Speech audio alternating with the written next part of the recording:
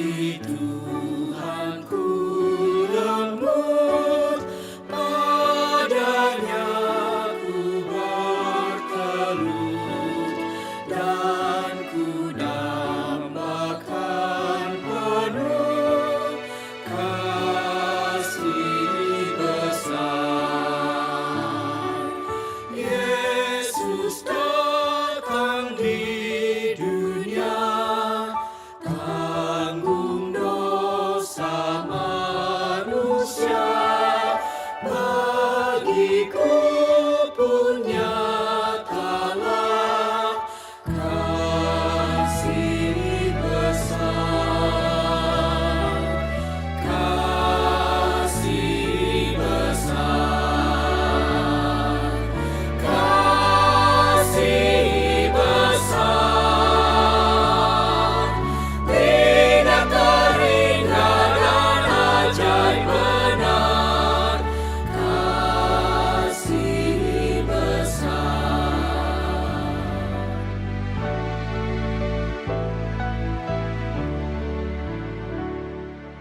Ditolongnya yang penat dan yang berbeban berat, juga orang yang sesat, kasih besar. Walau hatimu cabar, kasihnya lebih besar dan membuat kau benar, kasih besar, kasih besar, kasih besar, tidak terhingga dan ajaib benar, kasih besar. Jemaat yang dikasihi Tuhan, selamat pagi, selamat jumpa di dalam acara Bridgestone Pagi di bulan Januari, Sabtu 25 Januari tahun 25. Bapak Ibu yang dikasihi Tuhan, tidak terasa kita sudah memasuki Januari tanggal 25. Puji syukur kepada Tuhan karena melindungi kita pada malam hari tadi, dan bangun pagi-pagi kita bisa mempersiapkan diri untuk memuji dan memuliakan Tuhan di dalam acara Bridgestone Pagi. Bacaan kita hari ini adalah dari Nehemia 5 ayat 1 sampai 13 dan Lukas 2 ayat 39 sampai 52. Sebelum kita membaca sabda Tuhan, marilah kita berdoa terlebih dahulu. Bapa di dalam surga, kami sangat bersyukur pagi ini kami bersekutu di dalam acara doa pagi untuk mendengar firman-Mu, untuk memuji dan memuliakan nama-Mu.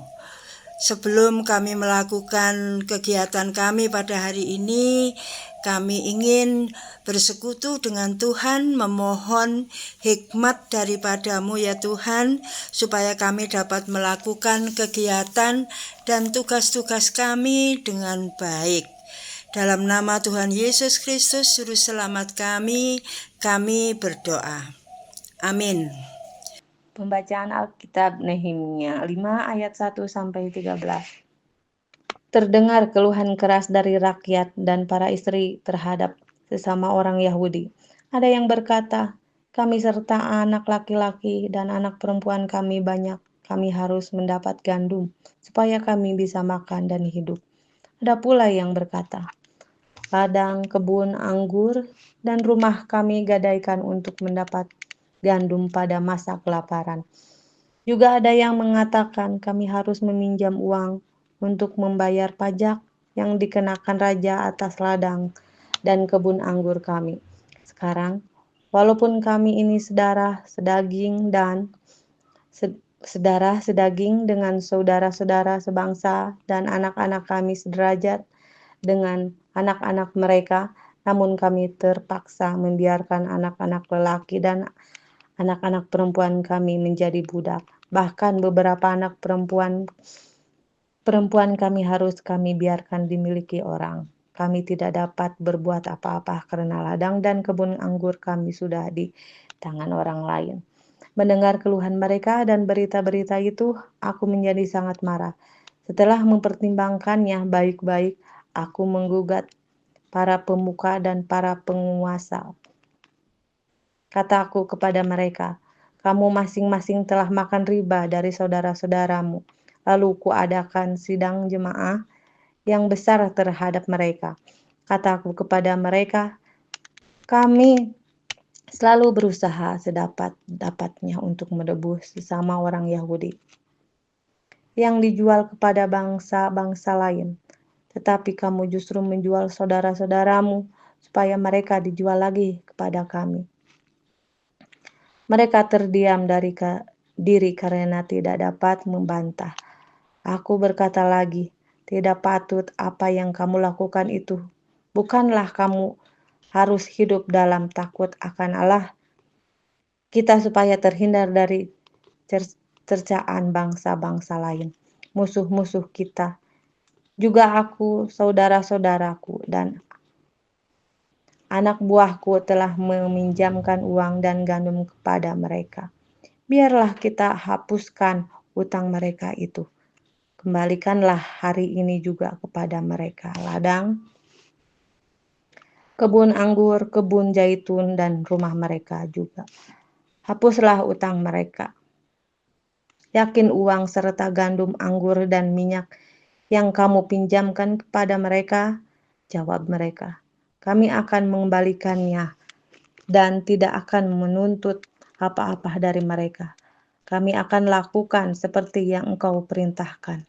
Lalu aku memanggil para imam dan menyuruh orang-orang itu bersumpah untuk menepati janji mereka.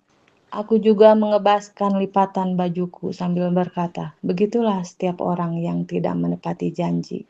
Ini akan dikebas Allah dari rumahnya dan hasil jernih payahnya. Demikianlah ia dikebas dan menjadi melarat. Seluruh jemaah berkata, amin. Lalu memuji-muji Tuhan, rakyat pun menepati janjinya itu. Bacaan Alkitab Lukas 2 ayat 39-52. Setelah selesai semua yang harus dilakukan menurut hukum Tuhan, kembalilah mereka ke Galilea, ke kota mereka Nazaret. Anak itu bertambah besar dan menjadi kuat, penuh hikmat dan anugerah Allah padanya. Yesus pada umur 12 tahun dalam bait Allah. Tiap-tiap tahun orang tua Yesus pergi ke Yerusalem untuk merayakan Paskah. Ketika Yesus telah berumur 12 tahun, pergilah mereka ke Yerusalem seperti yang lazim pada perayaan itu.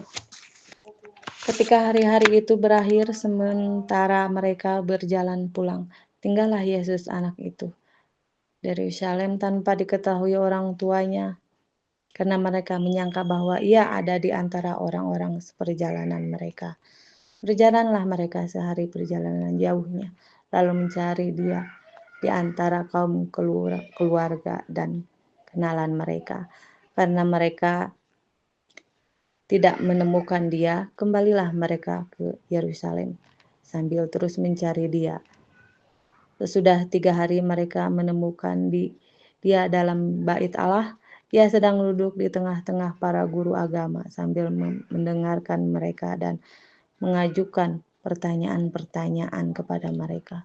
Semua orang yang mendengar dia sangat heran akan kecerdasannya dan jawaban-jawaban yang diberikannya. Ketika orang tuanya melihat dia, tercengenglah mereka. Lalu kata ibunya, "Nak, mengapa engkau berbuat demikian terhadap kami?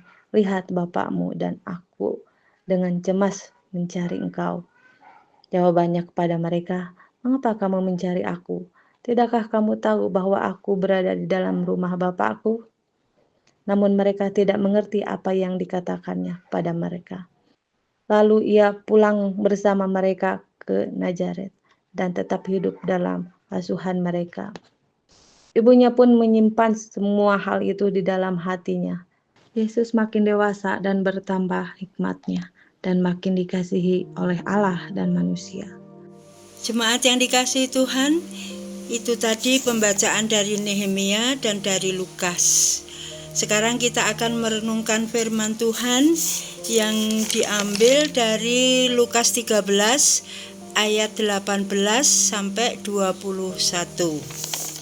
Saya akan membacakan ayat yang ke-19 saja.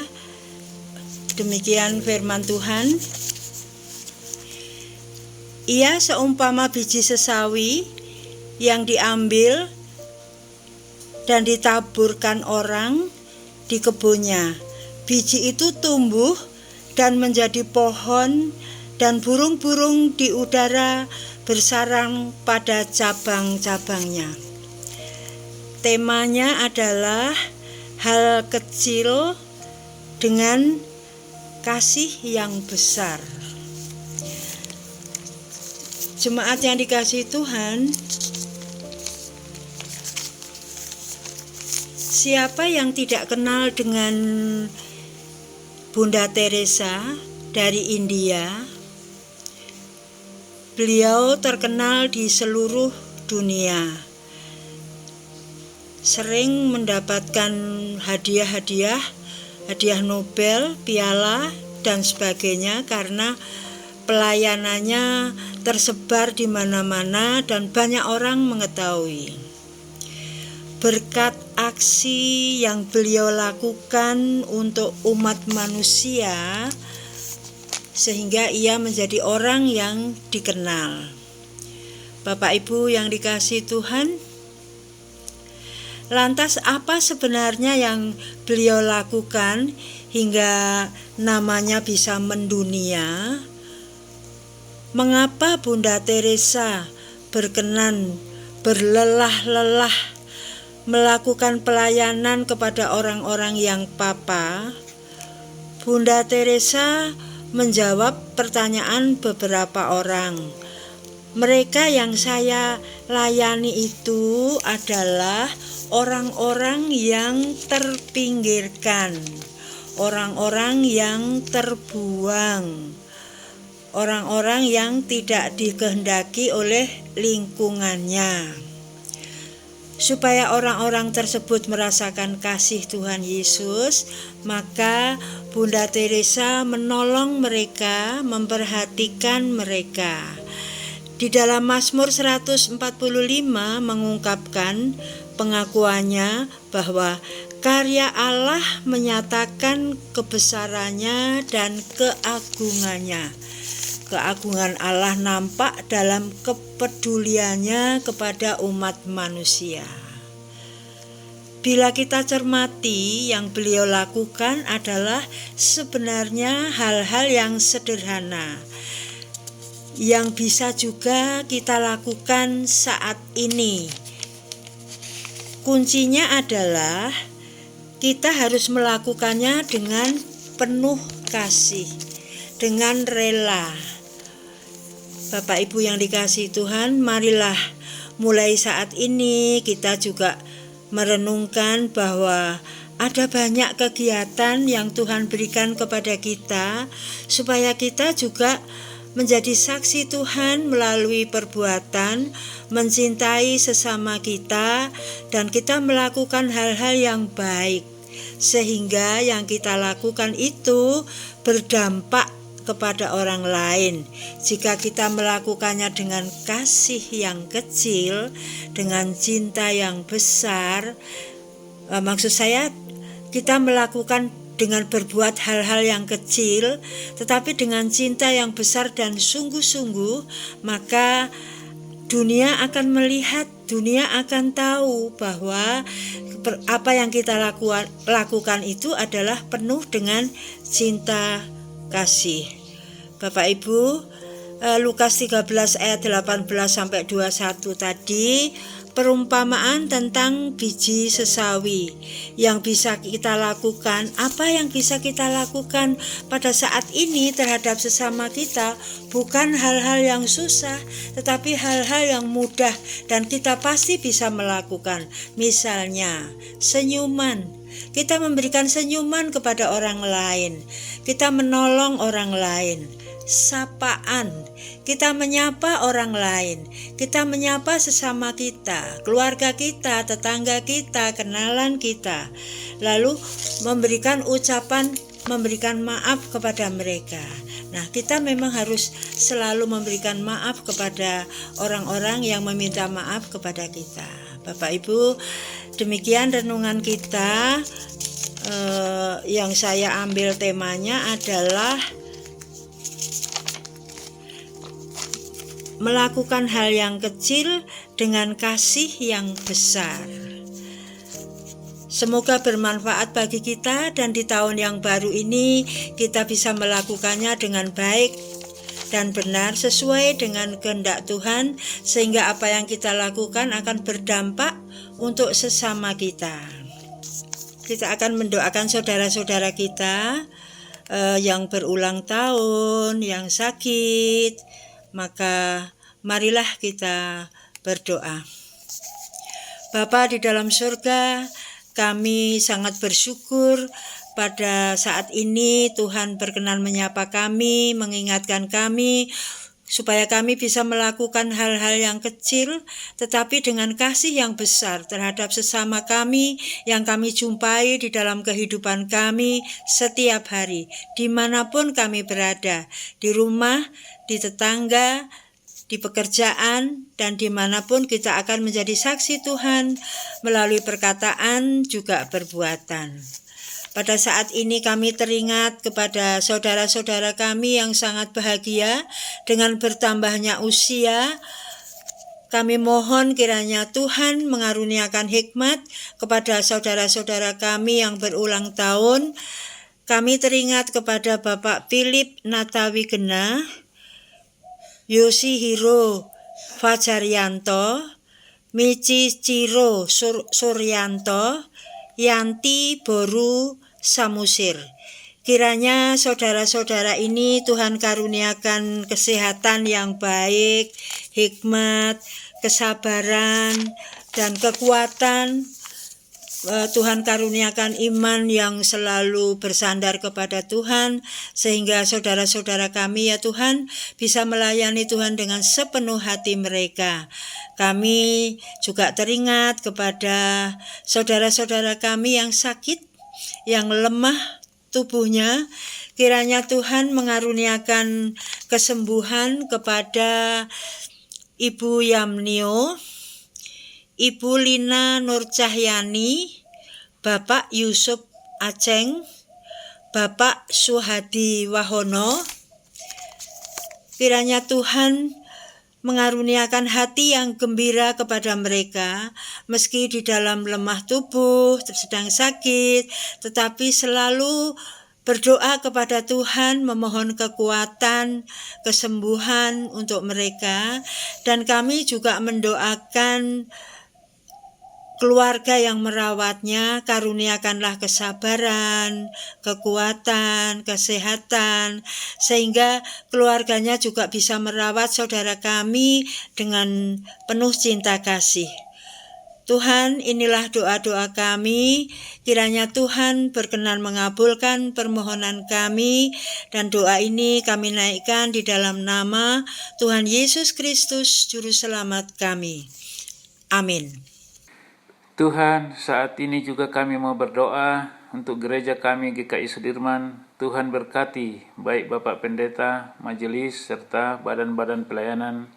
Kiranya Tuhan tetap memberi hikmat sehingga apa yang dipercayakan kepada mereka boleh dilaksanakan sesuai dengan kehendak-Mu, dan dalamnya nama Tuhan yang dipuji dan dipermuliakan. Demikian juga kami berdoa untuk anggota jemaat, berikan kerinduan untuk rindu bersekutu baik melalui online maupun onsite, sehingga pembangunan spiritual jemaat kami semakin bertambah dalam pengenalan akan Tuhan. Kami juga mau berdoa untuk pemerintah kami, baik pemerintah di pusat maupun daerah-daerah, termasuk menteri-menteri yang membantu presiden dan wakil presiden dalam menjalankan roda pemerintahan. Kiranya Tuhan tetap memberikan hikmat serta kebijaksanaan dalam menjalankan pemerintahan, sehingga semua warga negara boleh menjalankan ibadahnya sesuai dengan keyakinan masing-masing dengan aman dan damai. Dalam Kristus kami berdoa. Kami berdoa juga untuk pergumulan pribadi kami.